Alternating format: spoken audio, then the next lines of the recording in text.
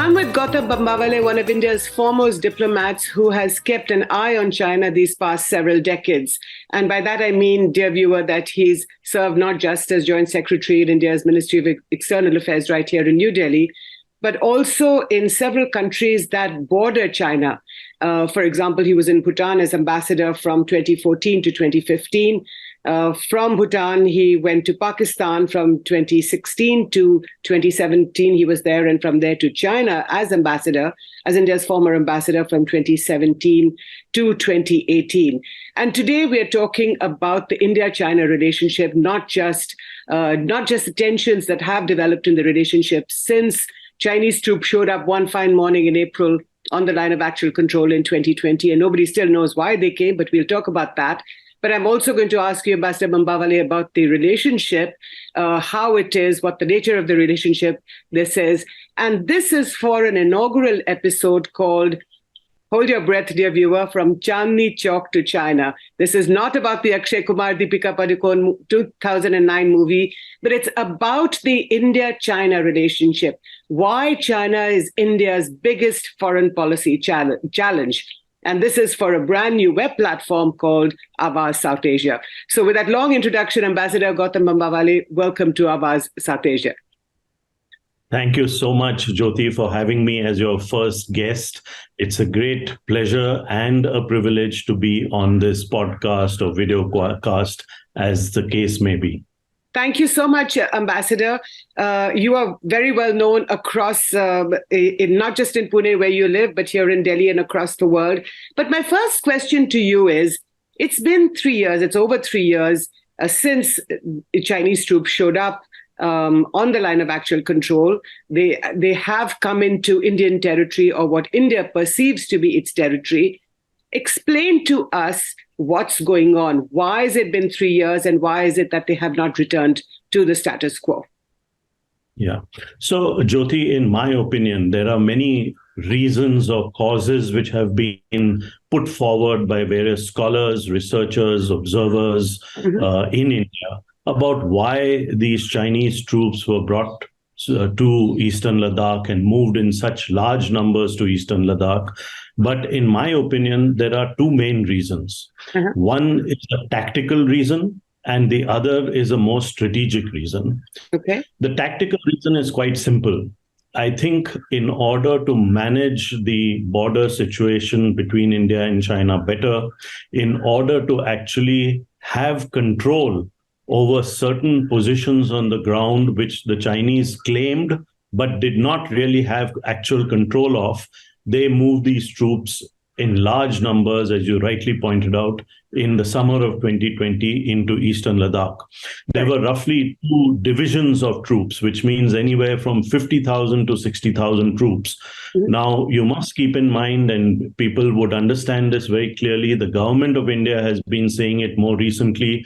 All of us who were no longer a part of the government of India said it for a much longer time. Right. But moving these troops itself was a violation of many of the agreements which were signed between Delhi and Beijing on maintaining peace and tranquility between the two countries. Okay. So that was one reason. It was the more tactical reason. Right. The strategic reason is something which people will understand quickly.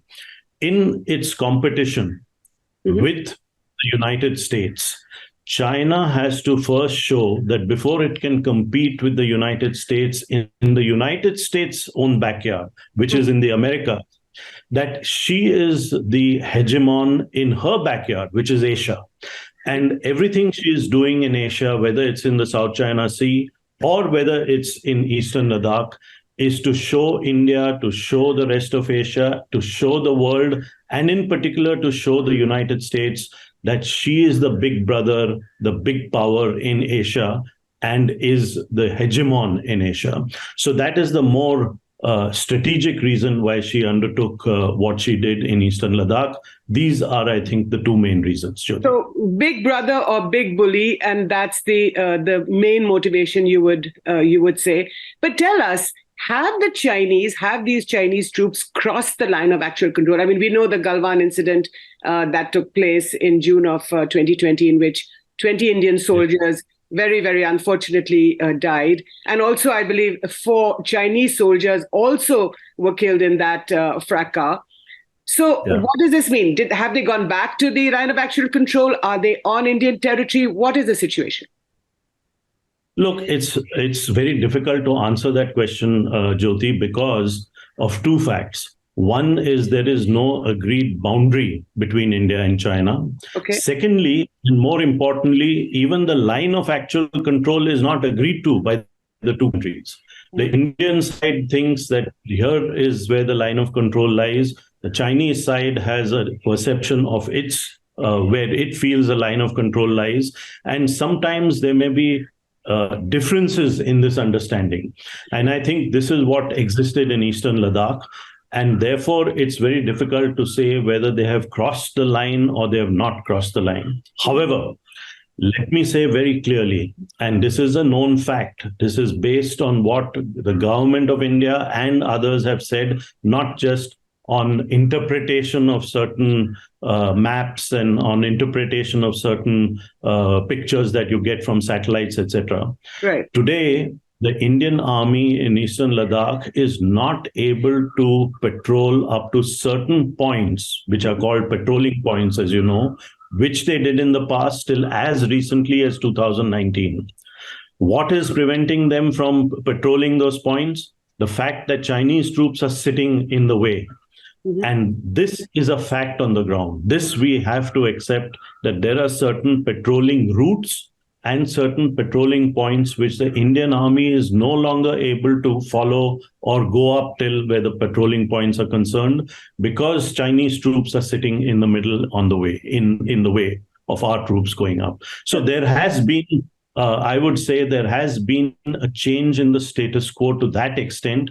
Whether it is, whether it is crossing the LAC or not is difficult to say, because we don't have a common idea of where the LAC is. So I think we need to factor all these things in. But I've tried to be as direct in answer to your question as I can be. Right. So Indian troops, when they try and patrol in the areas that they would have before 2019, are now finding themselves blocked from doing so by Chinese troops. Yes? Absolutely. Okay. Absolutely. So in effect, that means that the Chinese troops are in your territory, or what you perceive to be your territory, and the Chinese perceive to be their territory.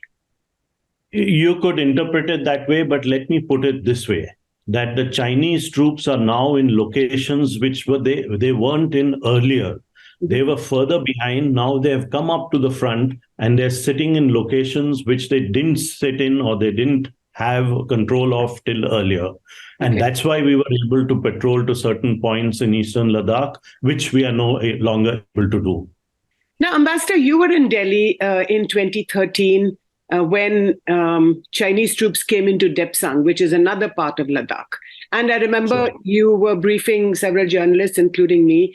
And at that time, they came in, but they did go back after 3 weeks. And then we saw again in 2014 when Xi Jinping, the Chinese president, who's still Chinese president, was on a visit to India. And again, there was an ingress by Chinese troops. So what's the difference between those incidents and this current one? Yeah, in all those incidents, the two which you mentioned, Jyoti, and particularly the one in 2013, which took place in Depsang, as you very rightly pointed out. First of all, the numbers of soldiers or the numbers of troops on each side was much smaller. Okay. They were in the hundreds. So there might have been 100 or 200 troops on the Chinese side, which had come to a particular point in Depsang. And then India had also made sure that there were a few hundred troops which were sitting right opposite the Chinese troops in close confrontation, of what people describe as eyeball to eyeball confrontation. Right. And you are absolutely right. The diplomatic lines were kept open.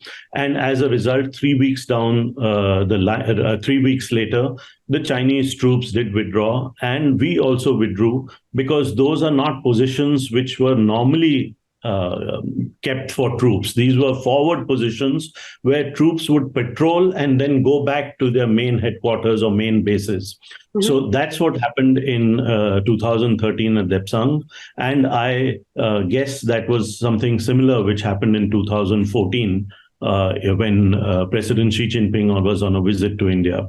But those were much lower numbers of troops, not the tens of thousands which are now all across the frontier in eastern Ladakh. So today, when Chinese troops have been, on your territory or an Indian territory for the last 3 years or so, it's the same Xi Jinping who remains in power. So if you were to understand the Chinese mind, and you know the Chinese really well, how would you explain this? What are they doing here? What is it they want to do? This is another Asian power. Are they? What are they trying to do? Yeah.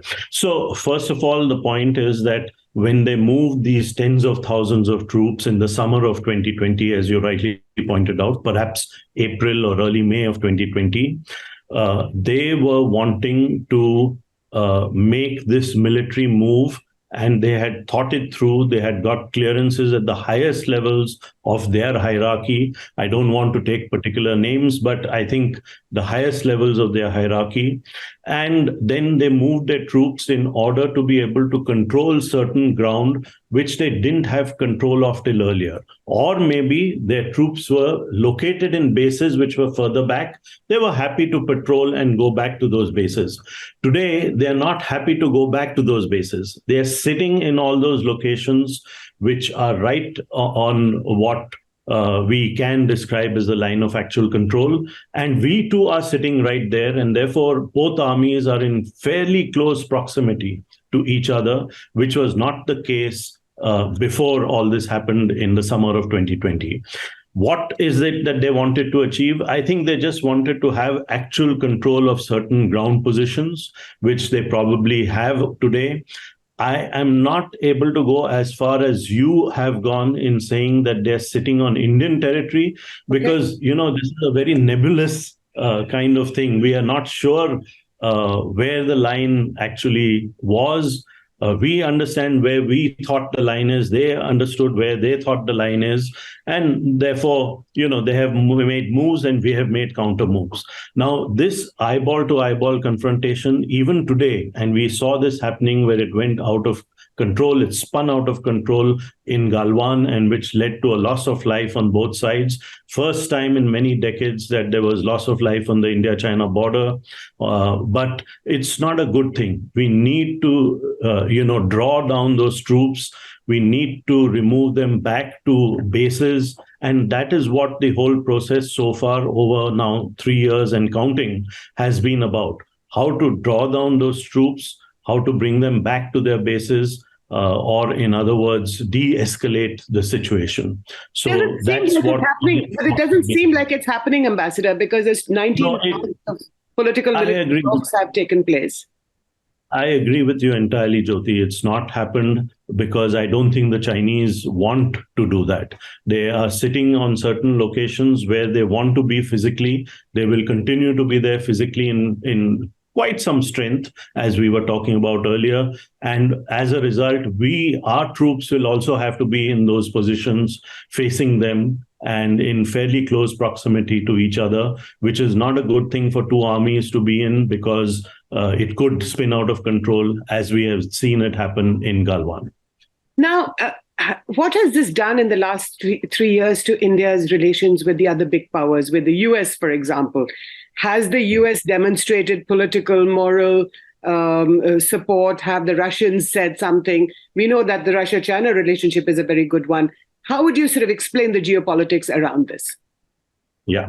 So let me start with a point which you have not touched upon. And that point is that when China massed its troops in eastern Ladakh, 2 divisions of them, 50,000 to 60,000 troops, India was quick in responding.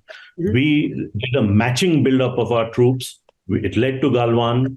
Even now, there are troops in close confrontation with each other in some areas, even though there has been disengagement in other areas like the Pangong Lake area. Yeah. But the fact is that India did a matching buildup. We are staring the Chinese in the eye and not permitting them to move forward any further. Now, this is more than any other power has done. In the South China Sea, I don't think any of the countries involved is facing up to China the way India is. They are allowing the Chinese to build these to militarize these islands which were earlier uninhabited, which have been taken over by the Chinese and now militarized entirely. So there are airstrips, there is weaponry which has been placed on those islands, and no one has responded to it. So the very fact that India responded in such a way is something which was never done before by any other country or any other power. That's point number one. As far as the United States is concerned, the US did express support for India's position and whatever India did. So that is much more than they did earlier. And therefore, you can see that whereas from a strategic perspective, that the United States and India are much closer together as a result of Chinese aggression than ever before. To expect anyone to send their own troops to fight in the Himalayan frontiers, that is not going to happen. But we don't want that either. Exactly. You don't want somebody else's troops to fight your war. We don't want them at all. The diplomatic support that we get, and perhaps support in the form of sales of equipment, armament, etc., is all that we require. And we will fight our own battles. We are prepared for that, and we will continue to do that. So we don't want them. So the Americans are giving you equipment or guns or whatever you need to fight. At a broader level, at a broader level. So whether it's the M777 howitzers or whether it is the Rafale aircraft from the French, we are getting this because we have a requirement for them, and some of it is being used on our frontier with China. What about the Russians? Considering that the Russia-China relationship is such a good one, Vladimir Putin and Xi Jinping are supposed to be best friends. What are the Russians? Are the Russians supporting? My understanding is that Russians have kept very quiet over the last 3 years on what has been happening in Eastern Ladakh. I don't think they have supported us in terms of making a statement. I don't think they've supported the Chinese either. But, silence sometimes speaks loudly.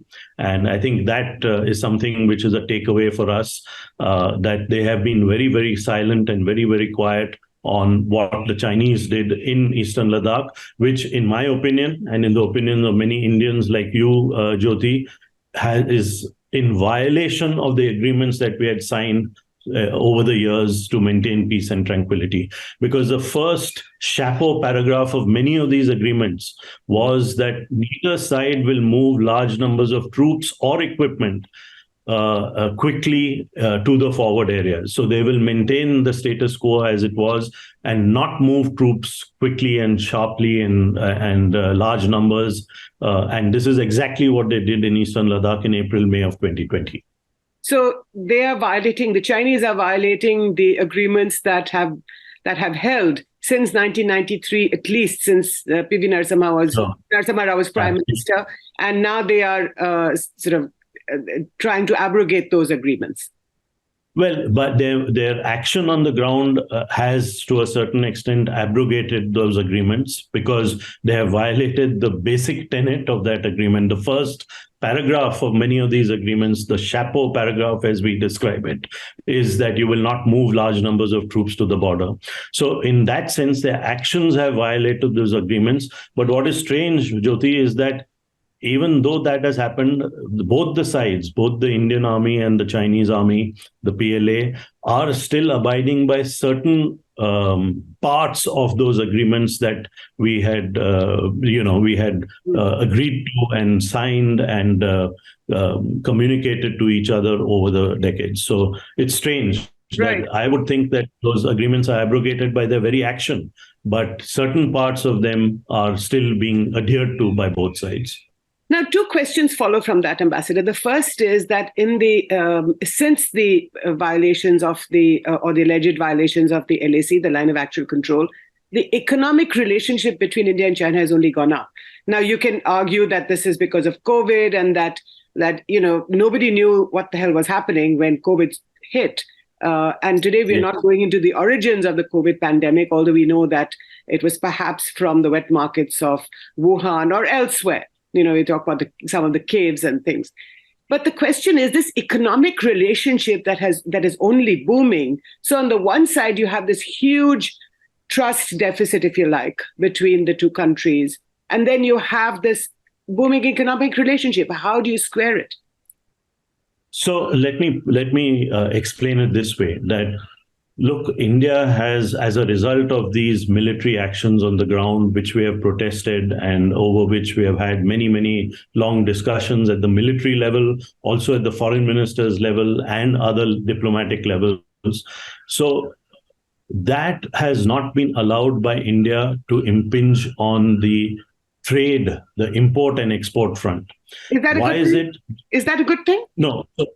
See, it is a practical thing to do. Let me put it that way, Jyoti, because in today's world, which is so interconnected, a lot of India's exports are dependent on small amounts of on imports from China, which go into those exports. I'll give you one example from Pune, and this has been spoken about, but we export a large number of Bajaj scooters across the world.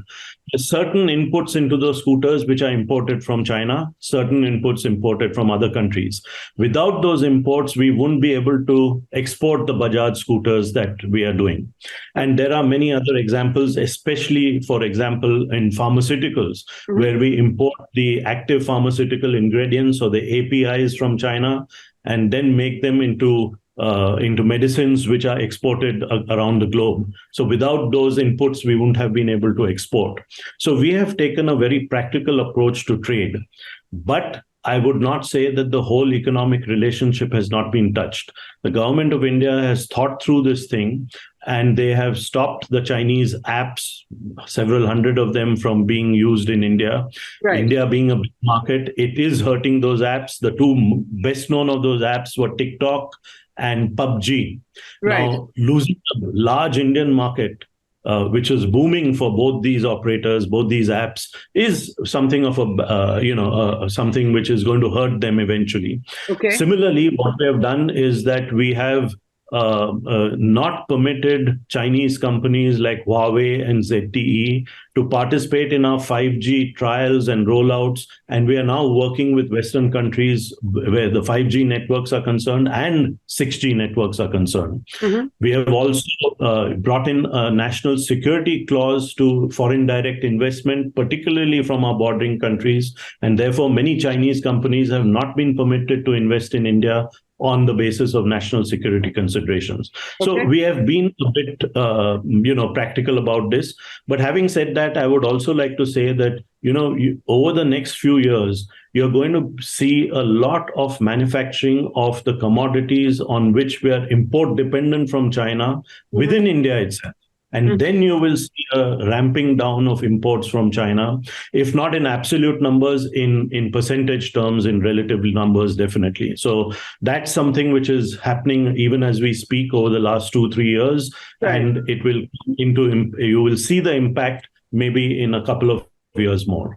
So our import dependence on China will be reduced by manufacturing domestically in India, which is what Atmanirbharta is all about. So the Apple iPhone, for example, which is, that you're trying to sort of relocate the factories from China to India and start sort of manufacturing more here. But I have another question, which is that over the last 1 year, China's ambassador to India, since he returned or, went home on another assignment, there has been no replacement or no successor. Why is that? Isn't that unusual? It is unusual, especially because we have our ambassador in position in Beijing. I don't know what the thinking is there. Perhaps they think that the current channels of communication are good enough for both countries. But there's no doubt, Jyoti, that what has happened is that till 2019, and you remember in that year, the Chinese leader Xi Jinping visited Chennai, and had his second informal summit with Prime Minister Modi. There were a number of discussions which were agreed to between the two countries, but those have not taken place. Those are not likely to take place. And I'll give you one example. It was agreed that our finance minister will talk to one of the deputy prime ministers of China on economic and financial matters. That has not happened and has not taken place. And much of the architecture of intergovernmental discussions, consultations has also not taken place. The only meetings that take place are sometimes on the sidelines of international summits, international meetings between our leaders, or between our foreign ministers, and of course, about the border, about the disengagement and de-escalation, either at a military level or at a diplomatic level. Apart from that, nothing happening between the two governments. India is not going ahead with these meetings. I mean, Finance Minister Nirmala Sitharaman, for example, she isn't. She doesn't want that meeting. India will not go ahead with those meetings for the simple reason that we have said that unless there is peace on the borders, the rest of the relationship cannot be business as usual. And therefore, it means that those meetings will not take place. And in fact, through your medium, Jyoti, I would like to urge on everyone, including the government of India, that we must stick to this position for as long as it takes, because the Chinese position is the diametrically opposite one, saying that please de-link the border issue from the rest of the relationship. And why will they not want to de-link it? Because they have huge surpluses on trade, $100 billion last year, as you were rightly pointing out. So why will they not want that to continue, and why will they not want that to go ahead and de-link the border from this, from the rest of the relationship? And our position is diametrically opposite, that we will not let that happen. And therefore, we must stick to this position.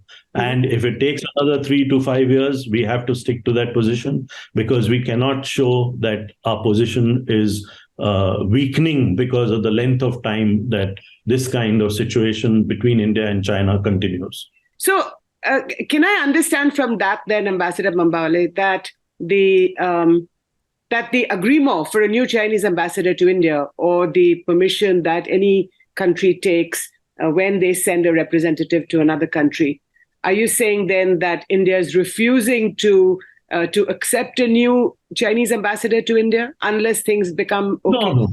No, I'm not saying that at all. I don't know, because since I'm not in government, I don't know about this. I think the Chinese have not yet appointed their person or their man or woman who would take over the ambassadorship to India. I think that's the case. Because in India, in the normal course of things, an ambassador's, the approval for a new incoming ambassador from any country would only be a matter of weeks. I mean, it would be maximum 4 to 5 weeks, and it is processed very quickly these days and in a very, very, rapid manner. So I guess that the Chinese have not yet decided on who would be the ambassador to India, and have not sent someone as ambassador to India. So this bad blood, this is obviously unusual. Have you seen anything like this in all these years that you've been a diplomat, and you've been, working with the Chinese in so many ways? Yeah, no, we haven't seen this kind of situation. We have seen ups and downs in the relationship, but we haven't seen this kind of situation. But then I would also like to point out and bring to your attention that the kind of action that the Chinese took on the ground is something that never happened before. The last dust up, if I remember correctly, Jyoti, was in 1998, when India tested its nuclear weapons, became overtly nuclear, and the Chinese had objected to the fact that the letter written by then Prime Minister Vajpayee to then President of the USA, Bill Clinton, mentioned China by name. So they had taken umbrage to that, and the relationship had declined for a couple of years and then been brought back on track. But this is something which is much more serious, because this is actual action on the ground. This is, and actions speak louder than words, even in diplomacy. And therefore, the actions on the ground taken by the Chinese are so serious that I don't see a quick restoration of ties between India and China to what they were before all this started in the summer of 2020. So what is happening inside China? I mean, I just want you to take a quick stab at the fact that the foreign minister disappeared, then the defense minister disappeared. I mean, what the hell is going on? Yeah, I have followed that very closely, Jyoti. I've read about it. There was action seems to have been taken against the foreign minister, and now the defense minister has disappeared. I really don't know how to interpret it. At the same time, you have to factor in that the Chinese economy seems to be in some kind of trouble. There's a deceleration in growth, of course, but also there seems to be other issues and problems, including the large debt overhang in the Chinese economy, which is beginning to impact it. I think the time period has been too short, the last 6 months, especially since they gave up their COVID policy and opened up the economy and allowed people to travel across China. And the Asian Games are now being held in China these days, even as we speak. Yes. So it's only been about 6 months since the normalization of the COVID situation in China. So I would give it a little more time, another 6 months, before we can really find out and analyze what's happening with the Chinese economy. But all these factors are obviously putting a lot of political pressure on the current leadership, on President and General Secretary Xi Jinping. I think there's no doubt about that, because it's not only other parts of the Communist Party of China, but they also are voicing the opinion of the ordinary people of China. And there is some degree of pain being felt either by people who are unemployed or by people who are looking for jobs and not being able to find them quickly enough, etc. So there are issues, domestic and internal to China, which are happening. And there's no doubt that it's putting a lot of pressure on Xi Jinping. Well, Ambassador Gautam Bambawale, I'm afraid I'll have to leave it there, but this has been a fascinating explanation of not just of the India-China relationship, which is so tense right now, even as we speak, but also about what's going on inside China. Thank you so much for your comments on this inaugural episode of From Chandni Chowk to China. I love the name of this podcast because it basically shows us Indians that we have an old, ancient civilization, old cities, and we have the new India, of course, and how we deal with this big foreign policy challenge called China. Thank you so much for your time. Thank you, and all the best to the podcast. Thank you so much.